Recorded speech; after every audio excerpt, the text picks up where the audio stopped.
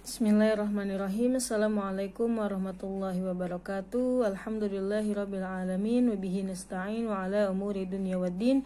Wassalatu wassalamu ala asyrafil anbiya'il mursalin wa ala alihi wa ashabihi ajma'in. Allahumma shalli ala sayyidina Muhammadin wa ala alihi wa sallim salatan tahullu bihal 'uqad wa tufarriju bihal qurab wa tuzilu bihal darar wa tuhawwinu bihal umur as-si'ab wa turdika wa turdihi wa tarda biha anna ya rabbal alamin. Alhamdulillah fi hadzal yaumil mubarak naltaqi marratan ukhra fi faslil awwal syariah wa ma'na fi darsi fiqhin nisa. Dan semoga Allah senantiasa memberikan kita semua kesehatan jasmani rohani, lahir dan batin, sehingga Allah senantiasa memudahkan kita dan Allah istiqomahkan kita di dalam menuntut ilmunya Allah, ya, khususnya di dalam menuntut ilmu di Baitul Quran. Dan insya Allah pada kesempatan kali ini kita akan meneruskan pembahasan yang telah dibahas di pertemuan sebelumnya. Sebelum memulai pelajaran hari ini, mari bersama-sama membaca Al-Basmalah. Bismillahirrahmanirrahim. Nawaitu ta'alluma lillahi ta'ala wa liizalatil jahli wa ihyaiddin. Allahumma astur 'aiba syayikhina 'anna wa la tudhib barakata 'ilmihi minna. Pada kesempatan sebelumnya telah kita bahas tentang bagaimana hukumnya seorang melakukan aborsi atau pengguguran kandungan yang telah dia kandungnya, atau perempuan yang sedang hamil menggugurkan janin di dalam kandungannya. Bagaimana hukumnya? Ya, itu dibedakan antara apakah janin itu di bawah usia dari 120 hari 4 bulan atau di atas usia 120 hari. Karena jika janin sudah berusia 120 hari, itu berarti sudah ditiupkannya ruh dan dititipkannya kehidupan kepada janin tersebut. Maka hukumnya jelas otomatis tidak dibolehkan, haram, karena bisa saja sama dengan membunuh seseorang yang tidak berdosa, ya. Tapi kalau misalkan di bawah 120 hari atau awal mula 4 bulan dan belum ditiupkan rohnya, apakah boleh untuk diaborsi atau digugurkan kandungannya? Maka ini berbeda pendapatnya. Ada yang mengatakan haram dan ada juga makruh, tapi ar-ra'yu al-mukhtar yang dipilih adalah yang haram, kecuali dalam keadaan darurat dan memang sesuai dengan bukti ilmiah daripada dokter atau pada ahlinya, ya, yang mengatakan memang harus digugurkan. Itu harus dengan bukti ilmiahnya adalah bayani ilmi, dan merupakan tanggung jawab juga bagi dokter atau ahlinya yang melakukan hal tersebut di hadapan Allah Subhanahu wa ta'ala. Kemudian kemarin juga saya meminta kepada kalian untuk merangkum bab yang berkaitan dengan hukum bayi tabung, ya. Bayi tabung itu apa sih yang disebut dengan bayi tabung? Bayi tabung itu yaitu adalah pembuahan, ya, pembuahan antara sel telur milik perempuan dan sperma milik laki-laki di luar tubuh wanita, ya. Jadi kalau pada umumnya orang pembuahan itu dilakukan di dalam, gitu ya.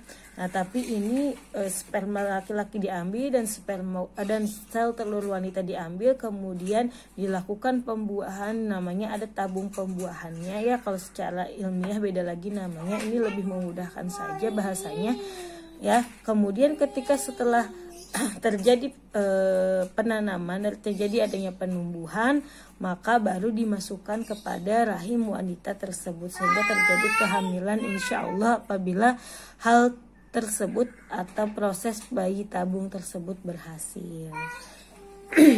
Nah, itu kalau bayi tabung yang dibolehkan.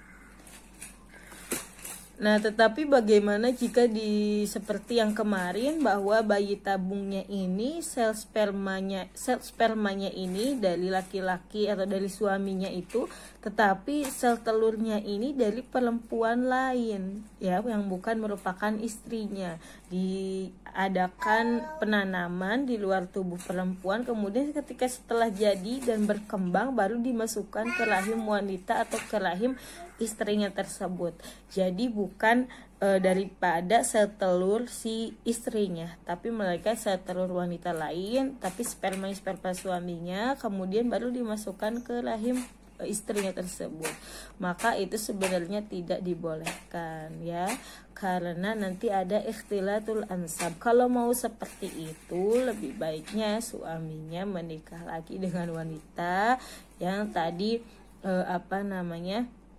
ditanamkan sel telur dan spermanya itu ya, karena nanti bakal ada terjadi ikhtilatul ansab gitu ya, adanya percampuran nasab yang tidak jelas ya karena setiap manusia juga harus berusaha, harus ikhtiar, tetapi kan takdir berada di tangan Allah ya. Banyak yang ingin memiliki anak dan ternyata susah memiliki anak ya, insya Allah apabila dia menerima takdirnya dan memang mungkin Allah tidak menakdirkan, insya Allah selalu ada hikmah dan kebaikan yang lebih besar daripada itu. Mungkin dengan cara itu Allah malah meridhoi dia dan lebih sayang kepada dia ya, ketika dia lebih bersabar dan menerima qada dan qadar daripada Allah Subhanahu wa taala.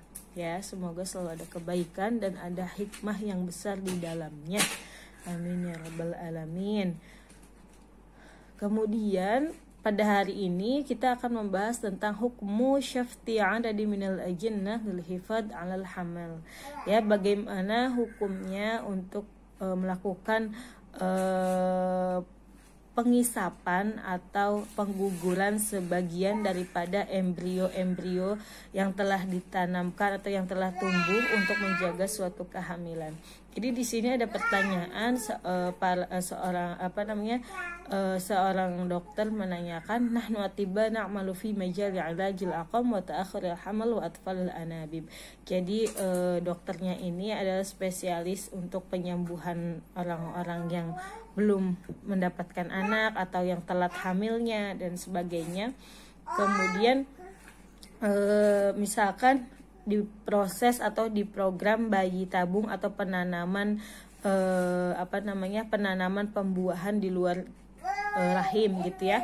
Nah, maka penanaman pembuahan di luar rahim ini dilakukan misalkan dengan cara menanam sperma dan sel telurnya itu lebih banyak, kemudian baru dimasukkan ke dalam rahim. Ada juga dia caranya dengan menaruh sperma laki-laki langsung ke rahim perempuan ya, secara disengaja dan jumlahnya banyak supaya terjadi pembuahan gitu ya, karena misalkan dengan cara alami susah untuk masuk sperma tersebut kepada rahim perempuan.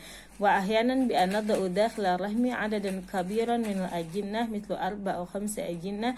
Nah, ada juga terkadang embrio itu adalah tahap pertama perkembangan daripada sel telur yang telah dibuahi oleh sperma ya, atau yang disebut dengan mudghah yang berumur 3-5 minggu itu di dalam perkembangannya. Nah, kemudian ditaruhlah misalkan lebih daripada 1 embrio di rahim perempuan. Nah, karena kita tidak tahu mana yang akan berkembang dan tumbuh menjadi janin sampai dewasa gitu ya.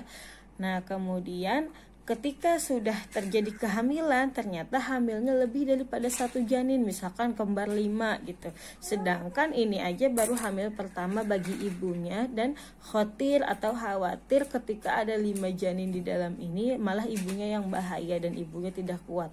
Pertanyaan di sini, ketika misalkan tadi para dokter ini menaruh 5 embrio gitu ya, ternyata 5-5-nya berkembang. Nah, dan ternyata tetapi ketika 5-5-nya berkembang, berarti kan ibunya hamil.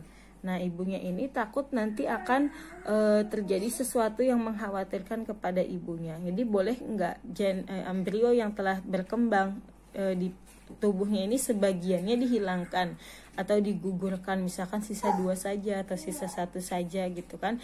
Dan ini terjadi di 50 hari pertama masa kehamilan, boleh atau tidak? Ya, jawabannya adalah seperti yang dikatakan kemarin, bahwa menggugurkan kandungan itu tidak dibolehkan ya sebenarnya. Apalagi setelah umur 120 hari setelah ditiupkannya ruh, sama saja dengan qatlun nafsi allati haramallahu qatlaha illa bil haqqi wa la taqtulun nafsa allati haramallahu illa bil haqqi. Ya, kemudian kalau misalkan menggugurkannya tadi kurang dari 120 hari seperti kejadian ini kan dia al-khamsina yauman al-ula ya, maka ra'yu al-mukhtar juga bahwa tidak dibolehkan ya. Tidak dibolehkan kecuali ada uzur syar'i yang memang sudah dibuktikan oleh ahlinya. Kemudian kalau dari sini melihat dari keadaan yang ini, fa innahu yajuzu lakum syar'an sabtu adadi minal ajinna fil khamsina yawman ula minal hamli taqlilul mutabaqqa ila wahidin aw itsnaini idza kana ada mutadakhul bidzalika yatarattab alaihi ghulbatul dhanni bi ta'arrudi hayatil ummi lil khatar. Jadi jawabannya di sini adalah boleh bagi seorang dokter untuk menggugurkan sebagian embrio yang berkembang di dalam rahim atau janin yang sudah berkembang di dalam rahim yang lebih dari 1 itu, dan menyisakan 1 atau 2 di dalam itu jika memang kekhawatiran kepada keadaan ibunya itu lebih besar, atau misalkan nanti kalau misalkan ibunya ini menghamilnya 5 bayi sekaligus dan sebagainya, itu akan mengkhawatirkan atau membahayakan kehidupan ibunya tersebut ya, maka dibolehkan. Atau misalkan untuk menggugurkan semuanya atau mengisapkan semuanya karena ibunya lemah keadaannya atau ada penyakit yang dideritanya, maka itu tidak apa-apa. Tapi dengan apa? Dengan melakukan segala ini adalah dengan asasin ilmi, dengan dasar ilmiah yang mana sudah terbukti, bukan asal saya tidak mampu maka digugurkan saja, saya hanya mampu 1 maka digugur, tidak, tapi dengan asasin ilmi gitu ya. Bisa difahami sampai di sini. Mungkin cukup sampai di sini pertemuan kali ini, semoga bermanfaat dan jangan lupa untuk mengumpulkan catatannya pada hari ini ya. Jadi tadi dicatat semua yang sudah kita review, pelajaran kemarin dan pelajaran sekarang. Assalamualaikum warahmatullahi wabarakatuh.